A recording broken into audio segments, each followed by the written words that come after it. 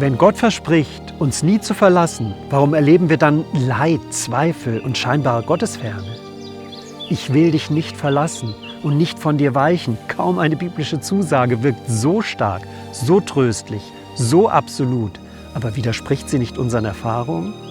Sagt nicht auch Gott durch den Propheten, ich habe dich einen kleinen Augenblick verlassen?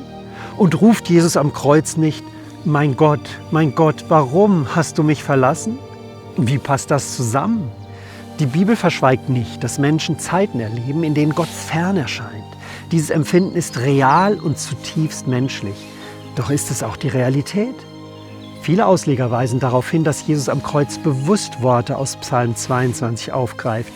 Dieser Psalm beginnt mit der Klage der Verlassenheit, endet jedoch in Vertrauen und Sieg. Er hat sein Angesicht nicht vor ihm verborgen. Das legt eine andere Deutung nahe. Jesus beschreibt nicht nur sein Gefühl, sondern hält sich im Leiden an Gottes Verheißung fest. Die Dunkelheit, die Last der Sünde verbirgt nur Gottes Nähe. Sie hebt sie nicht auf. Auch Jesaja 54,7 spricht von einem kleinen Augenblick des Verlassenseins. Im Kontext wird jedoch deutlich, es handelt sich um eine vorübergehende Erfahrung, nicht um eine endgültige Trennung. Denn unmittelbar folgt die Zusage, mit großer Barmherzigkeit will ich dich sammeln. Das führt zu einer wichtigen Unterscheidung. Verlassenheit ist oft eine Erfahrung, aber nicht unbedingt eine objektive Wirklichkeit. Der Mensch kann sich von Gott getrennt fühlen, doch die biblische Grundlinie bleibt. In ihm leben, weben und sind wir. Doch wenn der Mensch mit Gott partout nichts zu tun haben möchte, dann respektiert Gott diesen freien Willen und lässt ihn langsam frei. Tragischerweise bedeutet das letztlich den Tod, denn Gott ist die einzige Quelle des Lebens. Aber wie sicher sind Gottes Verheißungen wirklich? Besonders herausfordernd wird diese Frage bei Texten wie Psalm 91. Kein Unglück wird dir begegnen und keine Plage wird sich deinem Hause nahen. Die Realität scheint dem oft zu widersprechen. Krankheiten, Unfälle, Todesfälle. Wie passt das zu solchen Zusagen? Eine verbreitete Fehlannahme ist, biblische Verheißungen wie feste Garantien für ein problemloses Leben zu lesen. Doch die Bibel selbst zeichnet ein anderes Bild. Der Apostel Paulus schreibt, wir wissen aber, dass denen, die Gott lieben, alle Dinge zum Besten dienen. Nicht, dass alle Dinge gut sind, sondern, dass Gott alles zum Guten wenden kann. Biblische Erfahrung zeigt, Gottes Bewahrung hat unterschiedliche Formen. Manchmal bewahrt er vor Leid, manchmal bewahrt er im Leid, manchmal führt der Weg durch das Leid hindurch. Der Hebräerbrief erinnert an Glaubenszeugen, die Wunder erlebten, aber auch an solche, die litten und starben.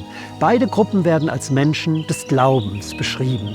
Das bedeutet, die Wahrheit einer Verheißung hängt nicht davon ab, ob sie sofort sichtbar erfüllt wird. Mitten im Leid wirkt alles eng, schwer und sinnlos. Im Rückblick jedoch erkennen viele Menschen Spuren von Bewahrung, Führung oder sogar Sinn. Die Bibel lädt dazu ein, diese größere Perspektive einzunehmen.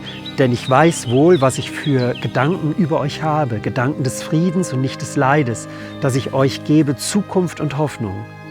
Gottes Verheißungen sind keine Formeln, um Leid zu vermeiden. Sie sind auch kein Werkzeug, um Gott zu kontrollieren. Vielmehr sind sie eine Einladung zum Vertrauen. Dieses Vertrauen wächst, oft gerade durch Erfahrungen, die zunächst nicht verstanden werden. Der Glaube bewegt sich dabei von einer einfachen Erwartung, Gott hilft mir sofort, zu einer tieferen Gewissheit. Selbst wenn, ich vertraue trotzdem. Und so formuliert es Hiob, auch wenn er mich umbringt, will ich doch auf ihn hoffen. Was bleibt? Am Ende verdichtet sich die biblische Botschaft in 3 Grundgedanken. Gott ist gut und liebt den Menschen, Gottes Wege haben ein gutes Ziel und Gott kann alles zum Guten wenden.